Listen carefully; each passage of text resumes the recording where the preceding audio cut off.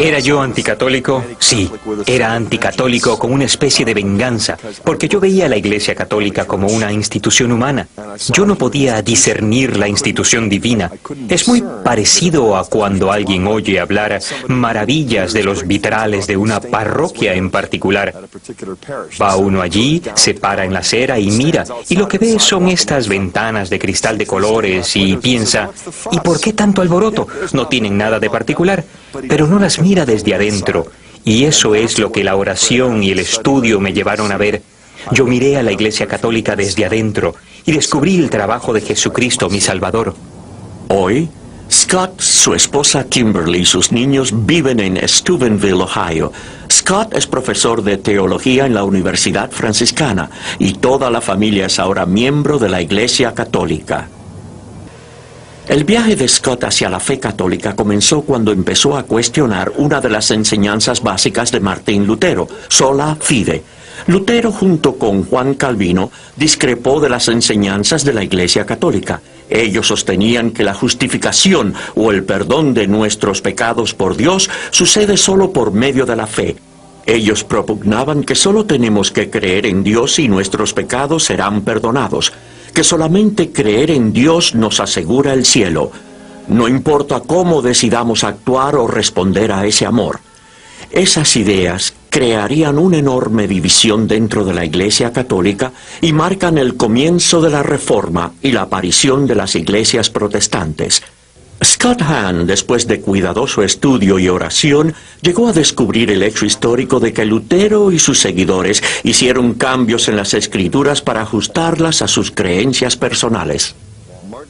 Martín Lutero y Juan Calvino habían malinterpretado y falsificado las enseñanzas de San Pablo sobre el punto de justificación por la fe, al insistir que la justificación es solo por la fe. Lutero tuvo efectivamente que insertar la palabra alemana solo en Romanos 3:28, y una vez que lo hizo, lo convirtió en su grito de batalla.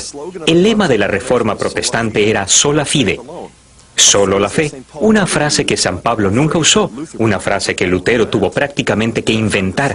En efecto, una frase que el Espíritu Santo solo inspiró en uno de los autores del Nuevo Testamento, San Santiago, en la Epístola de Santiago 2:24. No es solo por la fe que el hombre se justifica. Por eso es que Lutero llamó a la Epístola de Santiago una epístola de paja, porque contradecía lo que él estaba convencido era el Evangelio, el puro y simple Evangelio.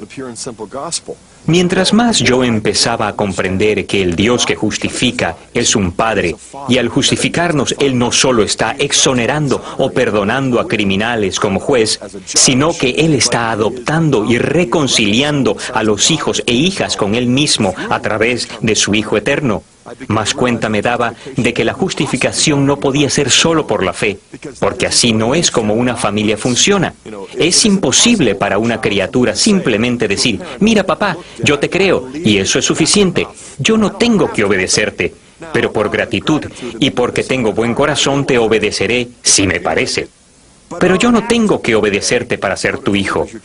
Bueno, esta clase de actitud es rebelión y es lo opuesto a la fe. Así que mientras más me adentraba en los escritos de San Pablo y comprendía mejor los antecedentes de compromiso de Pablo, más me daba cuenta de que Lutero lo interpretó todo muy mal.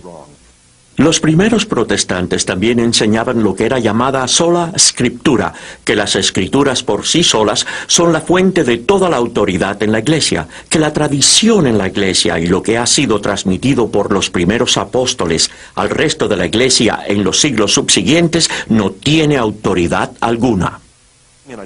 Descubrí que en ninguna parte la Biblia enseña que las Escrituras solas son nuestra única autoridad. Por el contrario, descubrí que la Biblia señala la sagrada tradición, como se encuentra en Tesalonicenses 2:15 y en 3:6. Pablo dice, conserven las tradiciones que reciben de nosotros, por escrito o de palabra. Así que tenemos la Escritura y la tradición oral, y a los tesalonicenses se les enseñó que tenían que conservar ambos. Para Scott, el punto final para el que tenía que encontrar respuesta era el papel del Papa. ¿Quién era este hombre? ¿Y tenía él en realidad la autoridad para ser el pastor de 1 billón de católicos en todo el mundo?